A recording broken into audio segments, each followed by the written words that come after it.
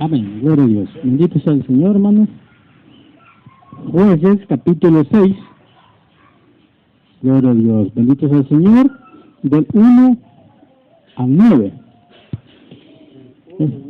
Es sobre el llamamiento de Gedeón, hermano, ¿verdad? Aquel juez, aquel caudillo, aquel libertador, que el Señor le hace el llamado, ¿verdad? Le hace el llamamiento para liberar a su pueblo. Vamos a leer, hermanos, del 1 al 9.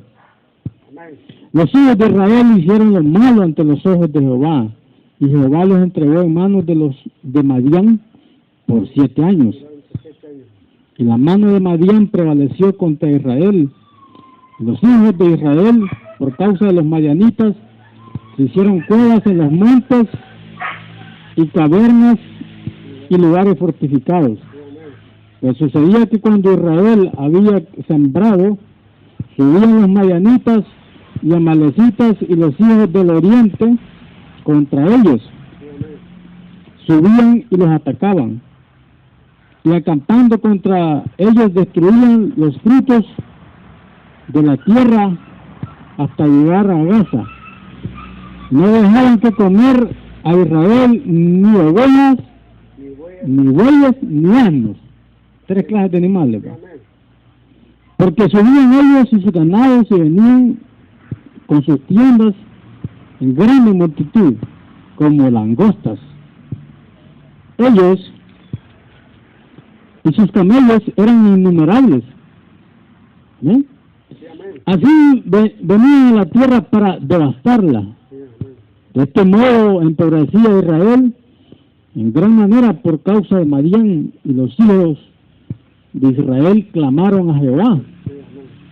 Cuando los hijos de Israel clamaron a Jehová a causa de los madianitas, Jehová envió los hijos de Israel un varón profeta, el cual les dijo: así dicho Jehová, Dios de Israel, yo hice salir de Egipto y os saqué de la casa de servidumbre y os libré de mano de los egipcios y de la mano de todos los que los afligieron, a los cuales eché delante de vosotros y os di su tierra. Verso 11, veamos, ¿no? Verso 11. Y vino el ángel de Jehová y se sentó debajo de la encina que está en Ofra, la cual era de Joás Abiezerita, y su hijo Gedeón estaban sacudiendo el trigo en el lagar para esconderlo de los madianitas. Y el ángel de Jehová se le apareció y le dijo: Jehová está contigo, varón esforzado y valiente. ¿Verdad? Amén. Hasta ahí, hermano. El llamado de Gedeón. Amén. El libro de los jueces, hermanos, ¿verdad?, que es posterior al libro de Josué. Recordemos que el libro de Josué, hermanos, aparece la narrativa bíblica histórica donde Josué, con su equipo de trabajo, con su ejército, conquistan la tierra prometida que Dios le había dado en promesa, la tierra prometida, Canaán. Y echan, hermano, a todos los reyes amorreos, todos los reyes paganos, y ellos conquistan aquella tierra que fueron a espiar los 12 espías, va a valga la redundancia, de los cuales 2 llevan un reporte positivo y los otros 10 llevan un reporte negativo, porque estaban los amorreos, estaban los cananeos, toda esa tierra, los regeseos, aquellas 7 tribus paganos. Pero Josué conquista. Aquí estamos en tiempos de los jueces. Después, posterior, ¿verdad? Y un juez, hermanos, era un caudillo. Porque en ese tiempo, hermano, Israel no tenía rey, no tenía un monarca. El monarca aparece después, ¿verdad? La monarquía hebrea. Entonces, pero sí, el Señor Jehová levantaba líderes, levantaba caudillos, levantaba estos jueces que eran libertadores. ¿verdad? Y que administraban justicia porque eran líderes que peleaban las batallas del pueblo de Israel cuando el Señor les hacía el llamado, que era mediante un llamamiento, ¿verdad? Entonces, hermanos, vemos en estas circunstancias que Israel, hermano, caía en un círculo vicioso. Y los hijos de Israel hicieron lo malo ante los ojos de Jehová, y Jehová los entregó en mano de Madián por 7 años. Siempre dice que cada quien hacía lo que le parecía, como no había un líder, un monarca, ¿va? Y no había un orden, sino que un desorden. Y dice que por causa del pecado, el Señor los entregaba, hermano. Ya en ese tiempo, hermano, el imperio egipcio estaba debilitado. Todavía existía. Ya no tenía el mismo poderillo. Sí. Pero los enemigos de Israel eran estas tribus nómadas que andaban ahí por el desierto. Andaban los filisteos, los amalecitas, los moabitas, los madianitas, los hijos del oriente, que eran enemigos.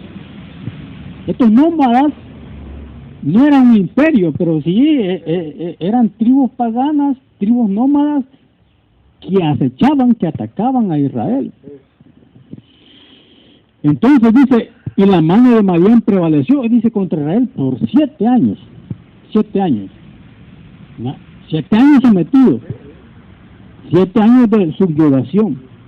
7 años de que los madianitas y sus aliados, porque era una alianza, era una confederación de tribus nómadas paganas que se aliaban, hacían un frente amplio, un frente común para atacar a Israel.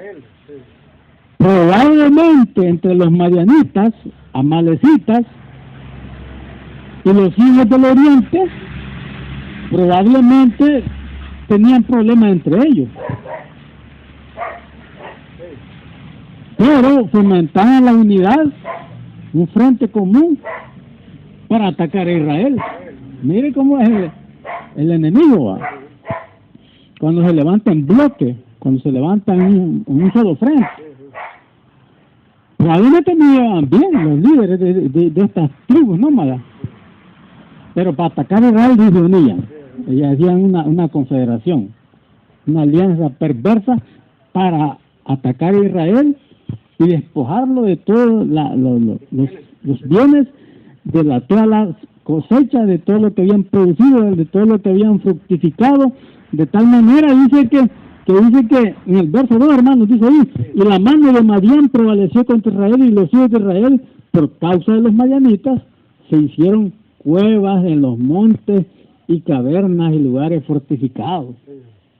Se fueron a encuevar, hicieron cavernas. Sí, cuevas. O sea, era lo anormal, hermano, ¿no? Ellos tenían que salir pues a trabajar al aire libre, a campo raso, a trabajar, a degustar pues su producción, su cosecha, su productividad que ellos habían sembrado. Porque Madián, mire cómo el espíritu madianita va, el espíritu de madianita es el que roba, le roba la bendición, le roba el fruto, le roba la cosecha, lo que ha producido, pues. Entonces, el espíritu de Madián es el espíritu de robo, hermano. Sí, de robar y devastar. Como unas langostas que comen, van carcomiendo el fruto y lo devastan. Entonces, dice que se hacían montes y cavernas y lugares fortificados. Pero sucedía que cuando Israel había sembrado, óigame aquí, hermano, miren, los madianitas no venían a ayudarle a los hijos de Israel para sembrar. En tiempo de siembra no abarcaban. ¿Ya? cuando estaba en la cosecha. Solo cuando ya estaba todo perdido, hermano. Luego cuando estaba ya la cosecha, la fructificación, ¿va? Para robar la cosecha, hermano. A ayudarles no venían, ¿va? Pero sí a devastarlos y a robarlos en tiempo de cosecha, sí. Pues dice, verso 3, pues sucedía que cuando Israel había sembrado, subían los madianitas y amalecitas y los hijos de Oriente, contra ellos subían y los atacaban. Y acampando contra ellos destruían los frutos de la tierra. Hasta llegar a Gaza, una de las ciudades de los filisteos, ¿va? Y no dejaban, oiga, y no dejaban que comer en Israel, ni ovejas, ni bueyes, ni asnos. ¿Verdad? Y les comían todo, hermano. Los dejaban sin nada. Y de esa manera, pues, Israel empobrecía. ¿Verdad?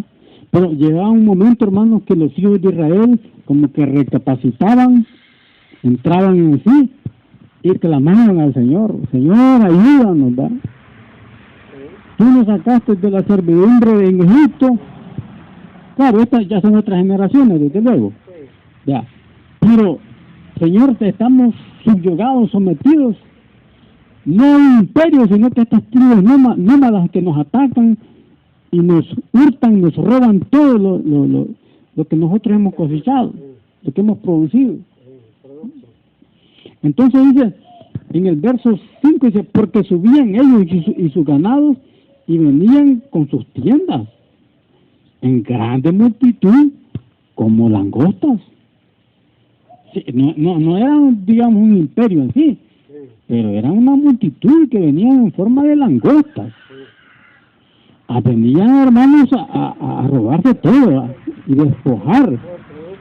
Y ellos y sus camellos eran innumerables. Era una gran confederación que venía.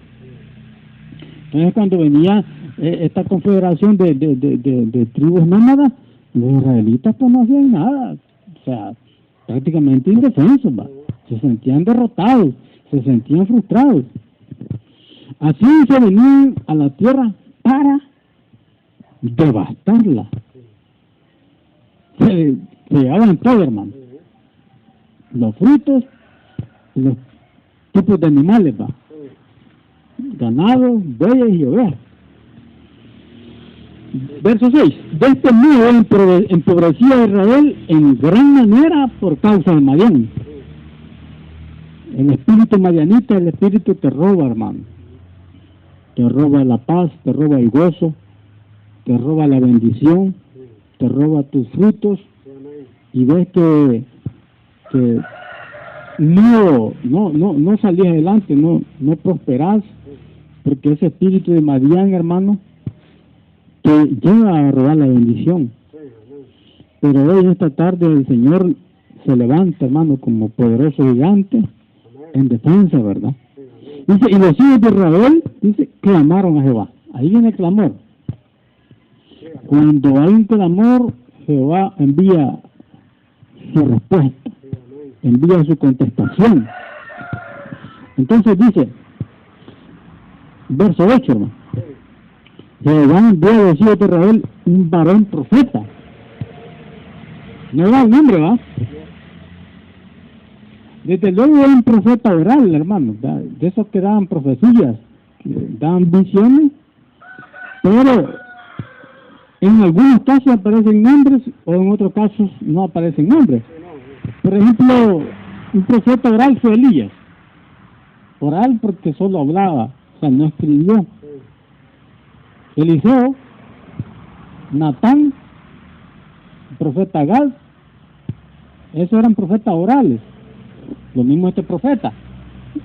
Y que no se menciona el nombre tampoco, pero dice varón profeta. Profeta el hombre, varón profeta, el cual les dijo, así ha dicho Jehová Dios de Israel, yo os hice salir de Egipto, yo saqué de la casa de servidumbre, os libré de la mano de los egipcios y de la mano de todos los que los afligieron, a los cuales eché delante de vosotros y os di su tierra. Amén. Acuérdense que Israel es liberado de Egipto, hermano. Ya vemos la historia. Se meten en el desierto, y en el desierto también tenía sus enemigos Israel, entre los cuales los amalecitas, que ellos iban rumbo a Canaán, y en Éxodo 17 aparece la lucha de que los amalecitos les ponen en el camino y les estorban, ¿va? Entonces va Josué y los otros a pelear, y Moisés y Aarón orando en el monte. Así que cuando Moisés bajaba la mano, Israel también bajaba la fuerza militar, ¿va? Y cuando Moisés levantaba la mano, Israel prevalecía, ¿va? En el plano terrenal. Cuando en el plano espiritual él estaba levantando el clamor de oración con la mano arriba, Israel como triunfaba, y cuando él bajaba los brazos, Israel también, ¿verdad? Lo que es el plano espiritual y terrenal, ¿va? Entonces, pero dice, os libró la mano de Israel, y dice, el verso 11, aquí viene la respuesta: y vino el ángel de Jehová y se sentó debajo de la encina que está en Ofra, la cual era de Joás Abieserita, y su hijo Gedeón estaba sacudiendo el trigo en el lagar para esconderlo de los madianitas. Se escondían ellos. Y aquí aparece el nombre del líder. Sí, ahí aparece Gedeón. Y había algo, hermano, ahí un poco incorrecto, ¿va? El trigo se trabajaba en la era, que la era es un lugar adecuado para lo que era trabajar lo que era el trigo. Y aquí dice en el verso 11 que dice: Gedeón estaba sacudiendo el trigo en el lagar. Y en el lagar no se trabaja el trigo. En el lagar se trituran las uvas, los viñedos, donde saca el vino, ¿verdad? De la uva, de ahí. Entonces usted vio ahí que ahí estaba ahí un desorden, ¿va? Como que el trigo lo va a estar trabajando en el lagar. Es que el trigo se trabaja en la era. Ahí había ya algo incongruente, algo incoherente, un desfase, un desorden, que no estaba bien la cosa ahí, ¿va? Estaba ordenado. El trigo trabajando en el lagar, no, en el lagar se trabajan las uvas para exprimirlas, saca el vino, lagar, y era el trigo, pero ahí había un desorden. Sacudiendo su trigo en el lagar para esconderlo de los madianitas. Y el ángel de Jehová se le apareció y le dijo: Jehová está contigo, varón esforzado y valiente, le dijo. Oiga lo que le dijo el de Yorba: varón esforzado y valiente. Y Gedeón le respondió: Señor, dice, Señor mío, si Jehová estuviera con nosotros, ¿por qué nos ha sobrevenido esto? ¿Y dónde están todas esas maravillas que sus padres nos han contado, diciendo: no nos sacó Jehová de Egipto, y ahora Jehová nos ha desamparado y nos ha entregado en manos de los madianitas? Y mirándole Jehová le dijo: ve con esta tu fuerza y salvarás a Israel de la mano de los madianitas. ¿No te envío yo?, le dijo. Oye, entonces le respondió: Señor mío, ¿con qué salvaré yo a Israel? Y aquí que mi familia es pobre en Manasés, y yo el menor de la casa de mi padre. Jehová le dice de nuevo: ciertamente yo estaré contigo y derrotarás a los madianitas como un solo hombre, le dice. Y tenía el ejército a 32,000, y lo va bajando, a llegar a los 300. Sí. Para tomar el agua, sí. Entonces, vieron que le agarraron con sus manos, ¿va? Entonces, lo que le quiero decir, que Gedeón, de 32,000 hombres a 300. No vaya a ser, dijo Jehová, que por el número de estos días que la victoria la han conseguido por ellos, pues. Ellos se van a llevar la gloria. No, dice el Señor, de 32,000 a 300. ¿Sí? Y le da la promesa de que lo va a derrotar. Y el Señor fue muy paciente con Gedeón en el llamado, porque el título es el llamado de Gedeón, el llamamiento de Gedeón.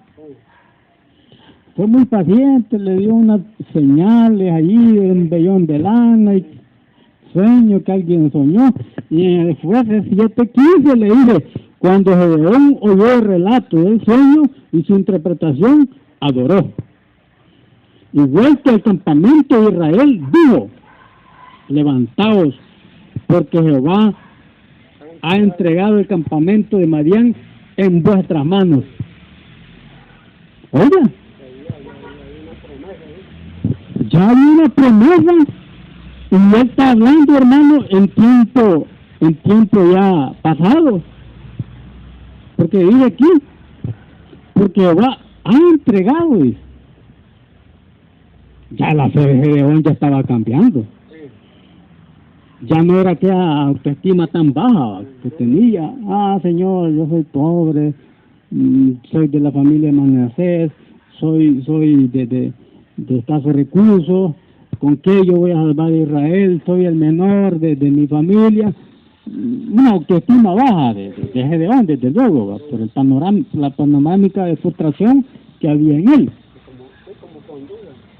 Con duda. Pero aquí ya cambia la situación, va. Él le pide señal a Dios y Dios le da señales.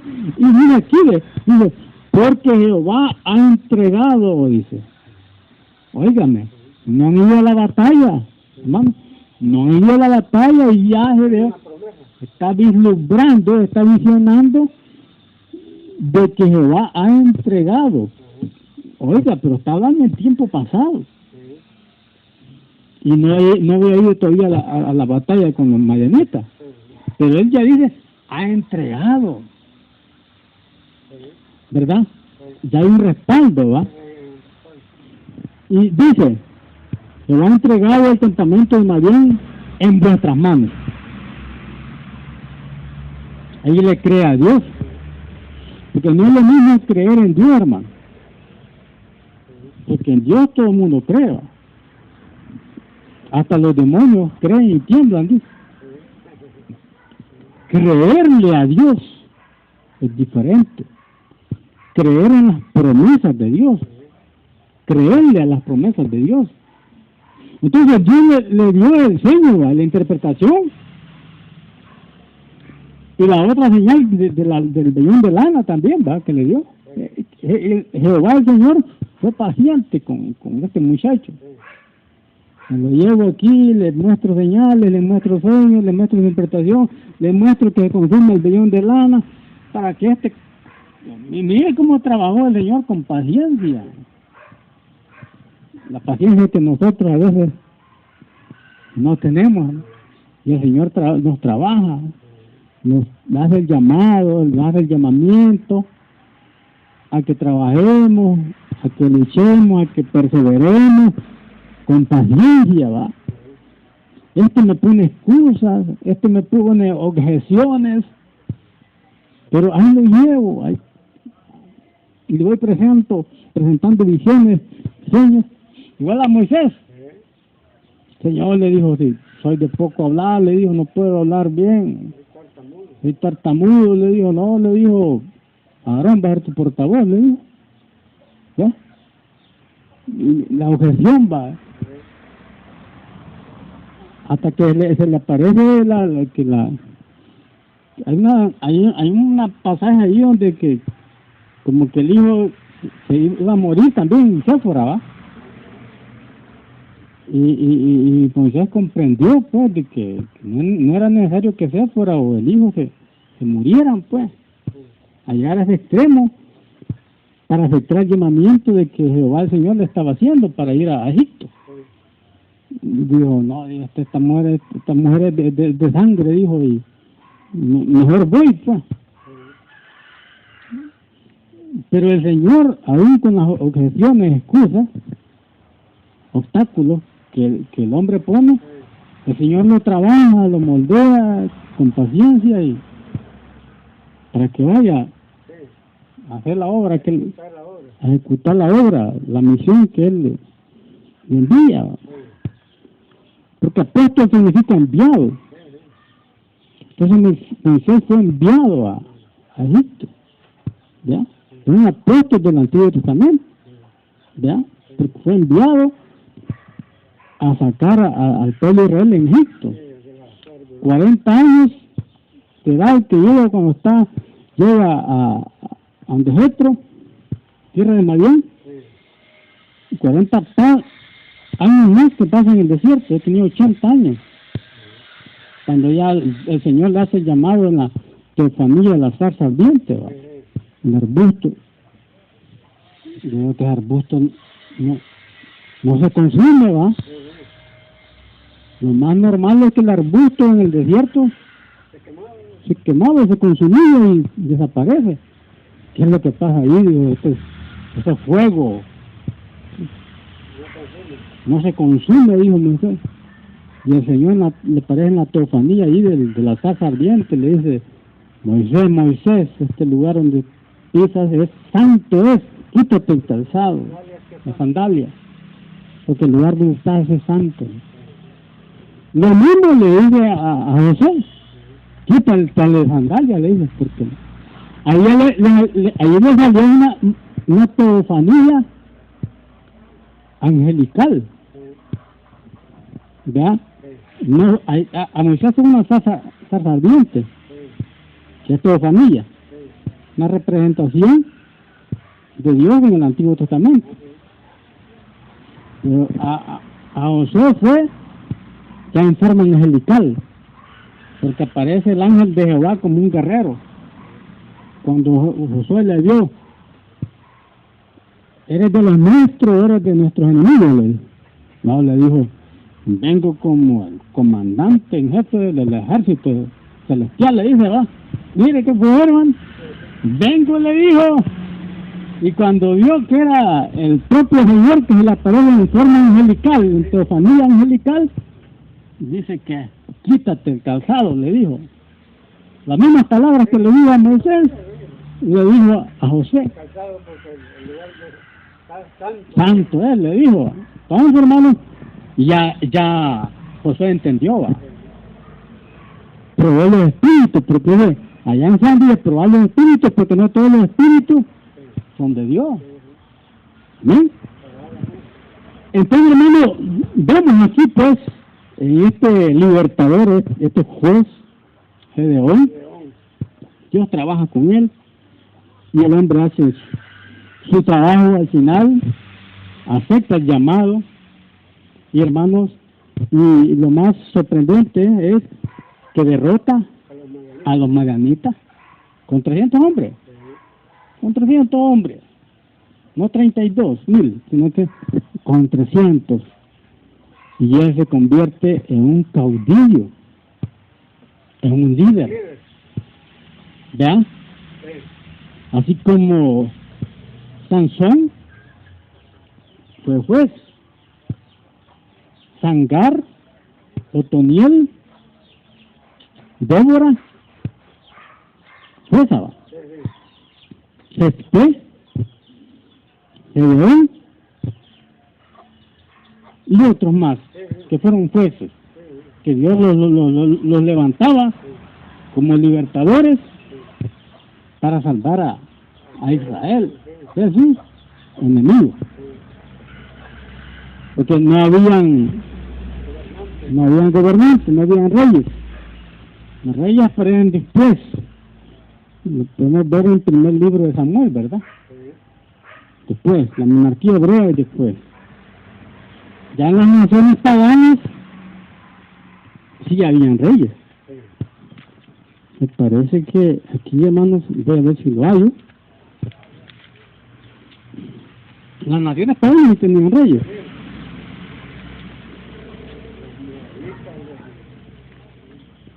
modernistas. Amén.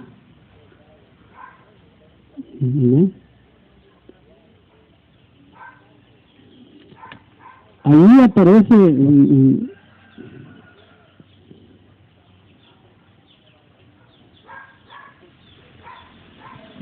los reyes paganos, creo que es en Deuteronomio 7.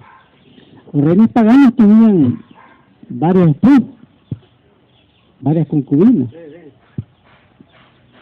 Entonces les dijo el Señor a los reyes hebreos: ustedes no actúan así.